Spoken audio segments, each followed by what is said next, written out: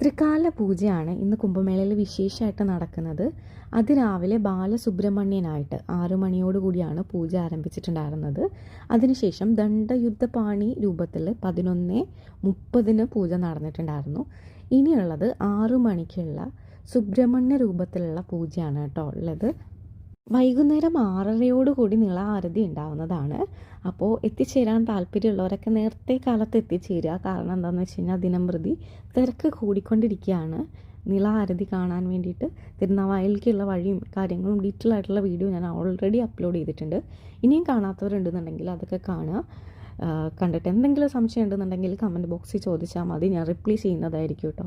പിന്നെ സ്കന്ദ ഷഷ്ടിയോട് കൂടിയുള്ള പൂജയുടെ കാര്യങ്ങളും ഡീറ്റെയിൽസും പറഞ്ഞു തന്നില്ല എന്നുള്ള ഒരു പരാതി കുറേ കേട്ടു. അപ്പോൾ ഇനിയുള്ള കാര്യങ്ങളൊക്കെ നേരത്തെ കാലത്ത് അപ്ലോഡ് ചെയ്യാൻ ശ്രമിക്കാം കേട്ടോ. പൂജയുടെ ബാക്കി ഡീറ്റെയിൽസ് എല്ലാം കൂടിയുള്ള ഒരു വീഡിയോ എന്തായാലും അപ്ലോഡ് ചെയ്യാം. അപ്പോൾ താങ്ക് യു ഫോർ വാച്ചിങ്.